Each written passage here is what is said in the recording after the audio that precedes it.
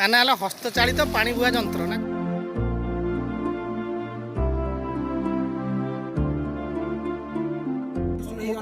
ଆପଣଙ୍କୁ ମୁଁ ବି ଜାଣିଛି ଆପଣ ଜଣେ ଭଲ ଚାଷୀ ଆପଣଙ୍କ ନାଁ ରବୀନ୍ଦ୍ର କୁମାର ରାଉତ ଏବଂ ଆଗ ଧାଡ଼ିର ଚାଷୀ ଏବଂ ନିଜେ ବି ଭଲ କିଛି କାମ କରନ୍ତି ଏବଂ ଗାଁରେ କିଛି ନୂତନ ନୂତନ ଜ୍ଞାନ କୌଶଳ ଦିଅନ୍ତି ଏବଂ ସବୁବେଳେ ନୂତନ ନୂତନ କିଛି ଜାଣିବା ପାଇଁ ବି କୃଷି ବିଭାଗର ଅଧିକାରୀମାନଙ୍କୁ ପ୍ରଶ୍ନ କରନ୍ତି।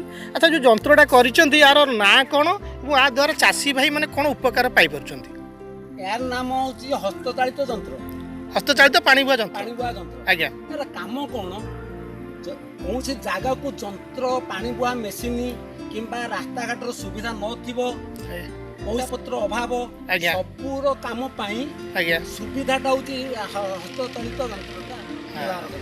ଆଚ୍ଛା ଗୋଟେ ଏକର ପାଣି ବୋହିବା ପାଇଁ ଆପଣଙ୍କୁ ମେସିନାରୀ ପମ୍ପସେଟ୍ରେ କଲେ କେତେ ପଇସା ଖର୍ଚ୍ଚ ହେଉଛି ଏବଂ ଏଥିରେ କରିବା ଦ୍ୱାରା କ'ଣ ଆପଣ ସୁବିଧା ଏବଂ ଫାଇଦା ପାଇପାରୁଛନ୍ତି? ଏକର ପ୍ରତି ମିନିମମ୍ ଯାହାହେଲେ 10-12 ଘଣ୍ଟା ଟାଇମ୍ ଲାଗିଲେ 150 ଟଙ୍କା ଉପରେ 1000-1200ରୁ 1500 ଟଙ୍କା ଲାଗିବ ଗୋଟେ ଏକର ତାକୁ ପାଣି ନିଷ୍କାସନ କରିକିରି ଆମେ ଡାଳୁ ଧାନ ପକାଇବାକୁ ହେଲେ। ଯେହେତୁ ଆପଣ ଏଟା ୱାଟର ଲଗିଂ ଏରିଆ ଏବଂ ପାଣି ଜଳାର୍ଣ୍ଣବ ଏରିଆ ଆପଣଙ୍କ ଏରିଆଟା।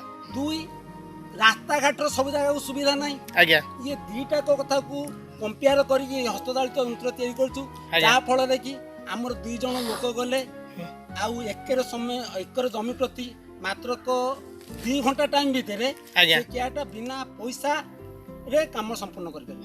ଏଥିପାଇଁ କ'ଣ କ'ଣ ଲାଗୁଛି ଟିକେ ଯନ୍ତ୍ରକୁ ଦେଖେଇବେ ଏବଂ କେତେ ପଇସା ଖର୍ଚ୍ଚ ହେଉଛି? ଏକ ହେଉଛି ଖଣ୍ଡେ ବାଡ଼ି, ଆଜ୍ଞା ଲମ୍ବା ବାଡ଼ି ଗୋଟେ ଲାଗୁଛି, ତାପରେ ଗୋଟେ ପଟା, ଆଜ୍ଞା ଡୋର 2 ଖଣ୍ଡ, 2ଟା ଡୋର ଲାଗୁଛି ଏବଂ ଏଥିପାଇଁ 2 ଜଣ ମଣିଷର ଆବଶ୍ୟକତା ରହୁଛି। ନିଜ ପରିବାରର ବାପ ପୁଅ ହେଲେ ବି କମ୍ ଖର୍ଚ୍ଚରେ ବି ଏଟା ହେଇପାରିବ।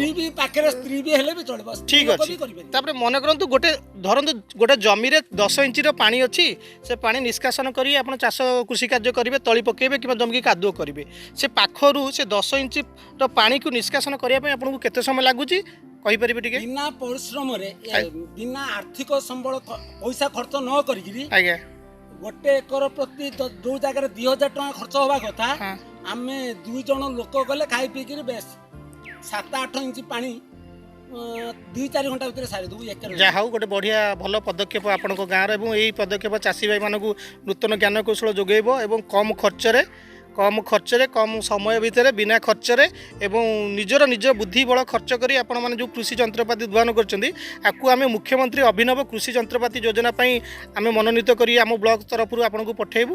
ତାପରେ ଆପଣମାନଙ୍କୁ ଡକା ହେବ, ଆପଣଙ୍କୁ ଯଦି ଆପଣମାନେ ସେଠି ସିଲେକ୍ସନ୍ ହେଲେ ଆପଣଙ୍କୁ ସମ୍ମାନିତ କରାଯିବ। ହଉ, ଧନ୍ୟବାଦ।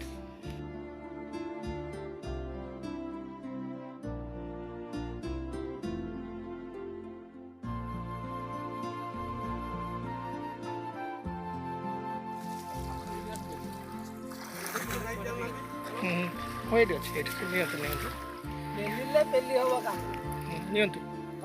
ତମ ଇଞ୍ଜିନିୟର ପାରିବେନି। ଇଆଡ଼େ ଦେଖ, ଆଡ଼େ ରହିଥା ଏତେ ଶୀଘ୍ର ଦେଖ, ଆଜ୍ଞା ଆଡ଼େ ଦେଖ ପାଣି କେତେ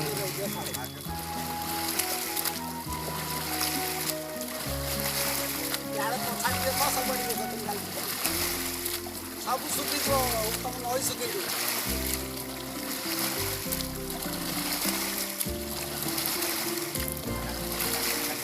ସବୁ ଶୁଖିଯିବ।